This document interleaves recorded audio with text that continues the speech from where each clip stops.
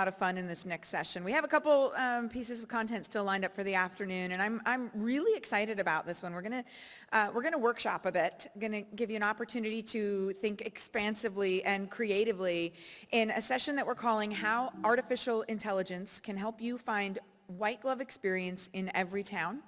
In just a few moments, I'm going to be joined on stage by Anna Jaffe, who is the CEO of Moby Systems, and Todd Wood, who is VP of Digital Transformation with Mandarin Oriental. When it comes to the guest experience, of course, hoteliers are very often focused on what goes on within the four walls, and that makes a lot of sense. But for the next hour, we are going to challenge you to raise the bar and maybe break down those walls and consider instead that there's an entire zip code just outside that turnstile door that if you were to power your frontline staff with AI trip planning tools, could really be a ticket to elevating the guest experience.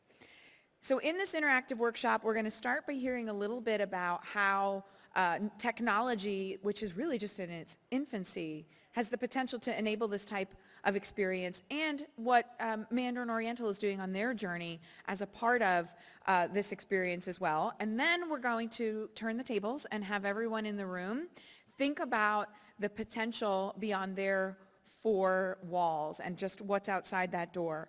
I'm really excited to bring to the stage Anna and Todd to take us through the next segment.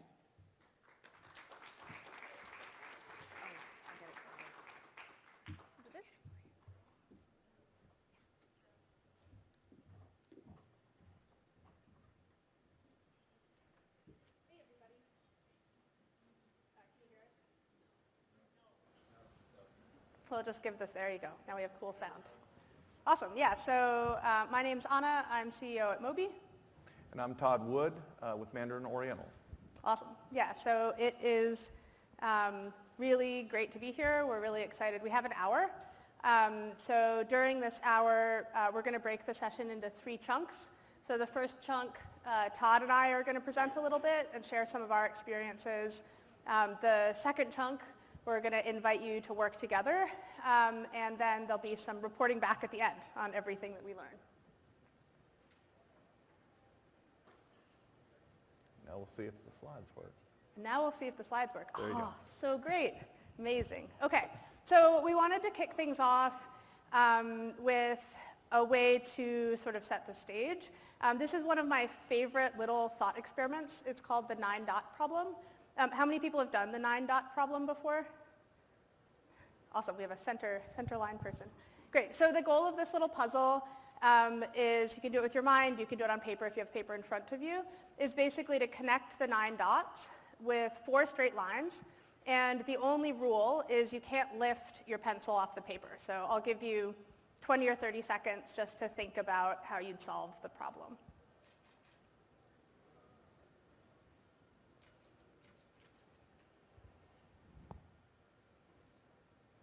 Are there people who see a 5-line solution? We have a 5-line solution, 2 5-line solutions. 4-line solution? We have a 4-line solution, front table. Front table's winning. 3-line solution? Cool. Yeah, so this is the 4-line solution. And the idea here is that you're just very slightly stepping outside the box. Or as Abby was saying, right, stepping outside the walls or the boundaries of the way that you usually think about things. There is also a really nice 3-line solution, and the idea here is just that you think about the problem a little bit differently. So instead of seeing the 9 dots as points, you see them as dots. They take up space, and as long as you extend the lines, push a little bit further into the boundary of what's possible, you can come up with a more elegant solution. And then this is a 1-line solution, where you take the line and you wrap the line all the way around the world 3 times. And there actually are hundreds of 1-line solutions. So you can take the dots, you can take scissors, you can't really because this is a digital screen, but if they were on paper, you could chop them up and you could line them up and then you could run a line through them. You could take a huge paintbrush and just like connect them all with 1 line. So the goal for today, we're going to be talking about the digital guest experience. This is something that people have talked about a lot. It's something that you've already thought a lot about. And our goal today is to kind of break down maybe the thought patterns that you have had in the past about how you're approaching the problem, what you consider relevant or part of your responsibility as a brand, and really just have an open discussion. And the second way that we want to think about opening the discussion is just to think about where digital technology is today. So on this slide, right, if you think about the universe has been evolving for 14-ish, we're probably not entirely sure, billion years. Earth has been evolving for 4.5 billion years. We've been upright human beings for 1.4 million years. We've had iPhones for 15 years. So as you're thinking about sort of the digital guest experience, I think one of the most important things is a lot of the companies we talk to, they're like, we could never do a job as good as Apple, as Google. And we're like, whoa, Apple and Google are basically toddlers in the future of digital. And so the goal for today, Todd's going to share some of what they've done at Mandarin. I'm going to share a little bit of what we've built at Moby. The goal isn't to say that you should work with Moby or follow in Todd's footsteps, but it's just to give you some fodder for the questions that we're going to ask for the second part of the workshop. So the second part of the workshop, we're going to ask 3 questions that you'll work on together at the tables. The first question is, what do you want to know about the dining, experiences, events, places around your properties, right? If you could know everything about the world that surrounds the hotels that you own and operate, what would you want to know?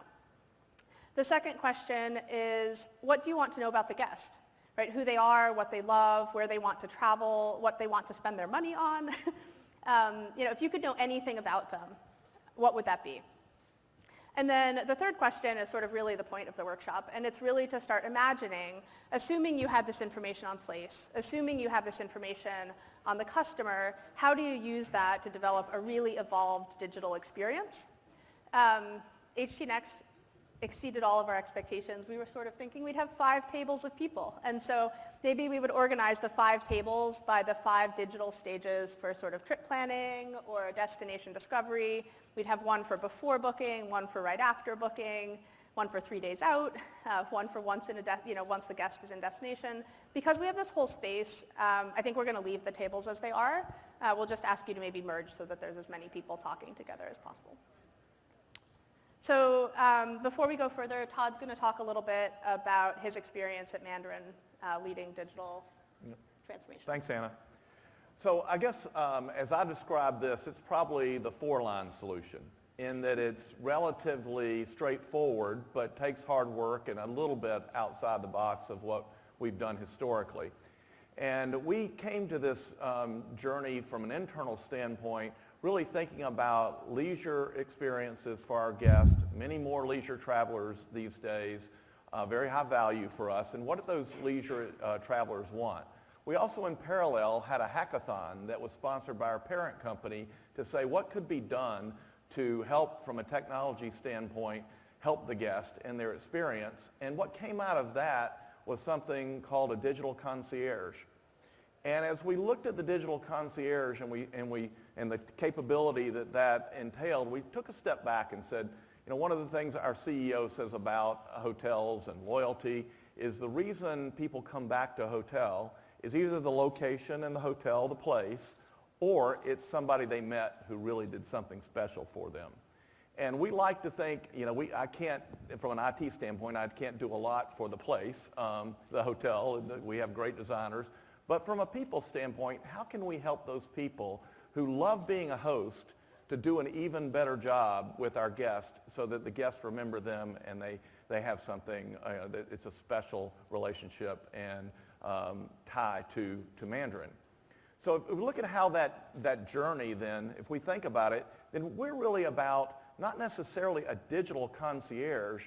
We're thinking about how we not replace the concierge, but how we give the concierge and other customer service, the rest of our customer service team, information to help that guest. I'd like to just ask a question. On the last vacation that you took with your family, how many of you actually went up and asked the concierge for their recommendations? 1, 2, 3, 4, 5. So, about, let's say, 20% of the audience. And I'm in the same, even though I'm in the industry, I know they do a great job. I generally, if I'm going to the concierge, it's mostly to say, can you get me in this restaurant that maybe I couldn't get through Resi or Open Table or Seven Rooms or something like that.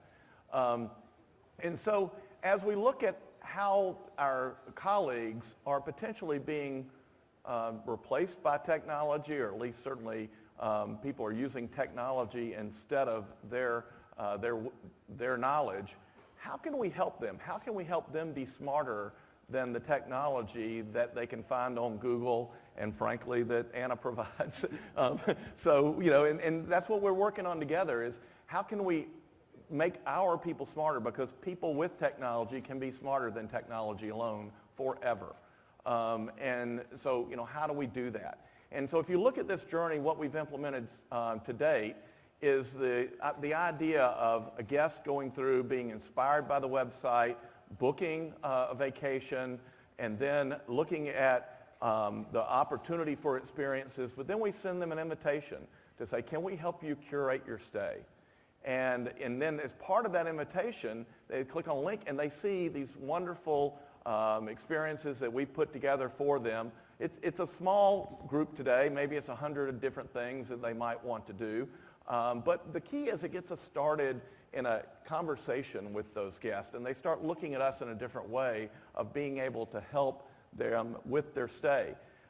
And then we, once they decide on areas where things they'd like to do, based on what they've seen on the site and what we've recommended through messaging back and forth with the guest, we have the ability to easily just click book behind the scenes and book that and make it part of their itinerary. And that itinerary can be just a single guest itinerary, or it can be an itinerary for the whole family, which is often very useful to be able to say, somebody's booking, but the rest of the family wants to know what they're doing tonight. And if you're serving that family, if you're the pool attendant, and you look and you see, okay, this family is going to one of my favorite restaurants, they can kind of talk it up. Or if they don't have any plans, they might suggest ideas. But then going back to that curated recommendation list of activities that not just something that they've heard about, it's something that has been vetted by the team going forward. So this works really well, but the challenge with this really is, how do we know enough about the guest? We have good information about a guest, but often we're not sure exactly why they're coming to the property, or the context of their stay, who they're with. So there's information about that, and people make different decisions, as we all know, based on who they're with and the context of their stay. The other thing is we only know the activities that our team members know and recommend, and so how do we find additional opportunities of activities and experiences that match the kinds of things that we do know and trust, and have the appropriate ratings associated with them. And then what we do is we take those itineraries or those experiences and look at, can we do something a bit special with that to turn it into something beyond just what would be available out of the box and would be available to anybody who went and experienced or went to that venue. And so those last couple of things are the things that we're really working on with Moby, to say, how do we make people smarter? How do we take the knowledge that they can pull from the internet and make people smarter so that we can, I like to say we're looking at how we can use AI to create HI, which is human intelligence. And then on top of that human intelligence, how do we store that information? You can imagine that with these interactions with his guests, it's so much richer than it ever was before. And having all the information and all the interactions, the messages, the requests, and so forth in a system that we can analyze, that we're going to learn and have a corporate knowledge, not just individual knowledge of the guests going forward, that can be used by all our guests, all our colleagues that look to service those guests in the future. Awesome. Yeah, thanks. Great. So to sort of provide some color on where Moby works, what we do, we are a purely B2B technology company. We work primarily with airlines, hotels, the major suppliers, If you see someone's name on the slide, and that's a company that we would consider an ideal customer for us. Our core team is really highly technical. Most of the team is out of MIT, Yale, Harvard, similar institutions. But they're not just technologists. When we hire people who love to travel. We hire people who love to cook. We hire people who love to make. They're designers, they're product people. And the core platform that we've developed it over the course of the last 12 years. It's licensed globally. The companies we work with, they support the travel of more than 600 million end customers. That's why we picked to be B2B. It's this magical space where all of you, right, have created the infrastructure that enables travel, and we get to be part of it. We get to help you do good in the world and engage with people in ways that they otherwise maybe wouldn't. The platform stood up in less than 2 weeks. Obviously, if we're doing a deep, close collaboration with a brand, it can take 3 months or 6 months, right, where we start with workshops and brainstorms and what does it look like and what does it feel like. But we have an out-of-the-box, effectively solution that's very easy to customize. We're really, really lucky. So far as a strategy, we've effectively picked our customers in collaboration with our customers, right? Like who loves what we do and who do we feel is going to do the most beautiful job. So today we work with 6 vertical leaders of the 11 verticals that we serve. And one of the hard things, if you've ever searched for a flight, right, there's a lot of latency in travel content. One of the things that we spent most of those 10 years on was just getting latency out of a digital experience in a travel context. So we're under 200 milliseconds for most responses. Really, really lucky to work with companies like TUI, to power Amex trips, to get to work with Todd. I think the primary, if someone asked us once, like, what is our promise when we're working with companies, and listening to Eben this morning talk about product versus project, I actually think in some ways our primary promise to our companies is if we say we're going to do something in a timeline at a cost and deliver a particular guest experience, digital experience, or operational experience, that we do it. I love this quote by Reed. He's now a 3-time customer. At one point he won Best AI across all of Disney's brands. He said, "I've bet my career on Mobi's ability to deliver 3 times, and so far they've never failed me." He's just a fantastic, fantastic person. But that's the type of relationship we always aim to build. But hopefully you don't have to bet your career on us, right? Hopefully we have a very clear plan and everyone's very bought in. But in terms of the product that we offer, I'm going to focus a little more on the digital experience so you can think through maybe what you would want to do. We have 3 core products. We have Mobi Agent for consumer, Agent for call center, and Agent for concierge. And we're going to focus on Agent for concierge and talking about how to augment human intelligence today. Basically, it empowers the concierge or travel agent, if it's not on a property, to be a master of anywhere and everywhere. It's built on our core. We have an SDK that has about 70 front-end components that are usually embedded in web or mobile experiences. And so we said we were going to ask you 3 questions, right? One about place, what you want to know about the place, one about the person, and basically like one about the digital experience. So I'm going to show you 3 views within that Agent for concierge experience. So this is the home view, and the home view shows some of the content that if I was going to answer that question, what do I want to know about the place, that I'd want to know, right? I'd want to know very simple things. What's the weather, right? I'd want to know what's available, and I'd want to know what's happening today that doesn't usually happen. So that's sort of the default content that's on that first view. The second view is basically in conversation with the concierge, beginning to show detail on a particular POI. So here the person has said, I'm looking for something. They've walked up, they've said, I'm looking for something that's top rated. I'm looking for tapas. I'm looking for beef tartare. And we have a core engine that characterizes place. In Switzerland, it has more than 140,000 pieces of travel content, dining, events, experiences in it. Each of those POIs has more than 200 features that helps us to understand what's best about this place, what's terrible about this place. Like maybe it's a really highly rated restaurant, just has terrible steak, it's always overcooked. So how do we understand the features that are the very best? And all of those features then show up in the UI. So those are the things that we want to know. We want to know the features that if you were chatting with someone and they had been to the place 100 times, that they would be able to share with the guest. And I think that's the idea of augmenting human intelligence, right? Like here you could say, well, it has these beautiful blue walls. It has these kind of possibly uncomfortable chairs. Are you okay with that? Like, do you want plush, fluffy chairs? It's a Michelin-rated restaurant, but it doesn't have a white tablecloth. It has a really homey feel.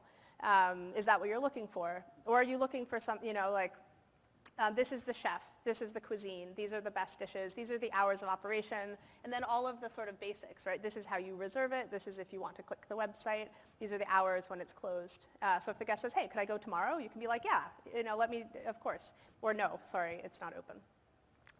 In addition to this first POI, so this is the primary recommendation in response to what the guest has said about themselves, there are sort of a collection of alternative recommendations that are dimensionally different.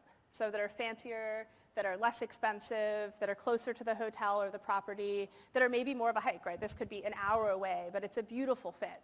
And in some cases, when people get really specific about what they're looking for, the only way to say yes to them is to say, hey, yeah, you can go to a restaurant that has these 3 things, but it's a beautiful 1-hour drive through the mountains, so is that what you're looking for? For us, when we think about individual preference, the thing that is different is we think about what we call contextual preferences. So I've said this to a couple people, so I don't want to sound like I repeat myself. I try really hard not to. But like the way we think about it is like the same person who eats a hot dog will go to a Michelin restaurant. The same person who might want to sleep at the hotel all day the first day might want to go climb a mountain the second day. And I think it's one of the things that makes digital experiences for travel really different than digital experiences when you're doing e-commerce on Amazon, when you're shopping for things where the context doesn't matter. It's just a pan and you can use it to cook breakfast, lunch, dinner. You can use it in the rain. You can use it in the sun.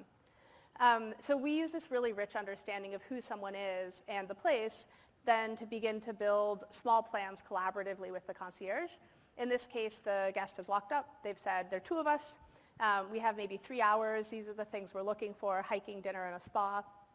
We have this core planning technology that takes that input and builds a little plan. When it's a travel agent using it, it might plan the end-to-end experience, right? Flight, stay, everything in destination. For concierge, I actually think it's one of the most beautiful planning interactions. It's just this micro plan for the next couple hours. And it uses our routing engine in order to understand how to move between the POIs. In this case, right, the person said, I have 3 hours. Concierge could say, well, there is this extraordinary glacier. It's 1 hour and 53 minutes away, but guess what? You could drive this really cool 4-wheel drive Ferrari to get there, and I can have it pick you up at the hotel, or I can have it delivered to the hotel for you, and you said you want chocolate, we'll pack it in a box for lunch for you. And you're going to have an experience you really couldn't have anywhere else in the world. Or here's an alternative plan. It's 3 hours, it's a close hike, it's 23 minutes away, not a problem. And in either case, you'll be back in time for dinner at this Michelin restaurant. So for us, those are the 3 core interactions, sort of understanding the real-time context, weather and POIs, really understanding and mapping place, using that to make really exceptional context and guest-aware recommendations, and then this little planning interaction. So we're going to go ahead and open it up to the tables. If you're sitting at a table by yourself, you're welcome, obviously, to continue to sit at a quiet table, but we'd encourage you to move together. We have about 20 minutes of workshopping, brainstorming work. So the goal is to spend the first 5 minutes really thinking about what you would want to know about the place that would inform evolved digital guest experience at any of the stages, right? It could be end-to-end digital transformation or just at a particular moment in time before booking, when the person doesn't know where they want to go, they're just trying, that's the magic of Mandarin. I could want to go to all of their properties. And in some way, right, you actually need to understand the features around those properties to decide, should I go, which property should I pick? You could think about right after booking. So right after booking, you have the dates. You know where the person is going. You know when they're traveling. If they told you that they're booking 3 rooms or they're booking for 3 adults, you know how many people are coming. What would you want to do then, right? How would you want to engage? Todd shared some ways that Mandarin does that, but how would you want to engage and support the guest at that moment in time? 3 days out is when we see the traveler really starting to look for in-destination experiences, to start to book dining, things that they might want to do to find the things that otherwise are going to disappear. You could think about that moment in time. Or you could think about in-destination, right? How do you want to be the host? How do you want to support the guest once they're with you digitally? So, Abby, do you want to rejoin us?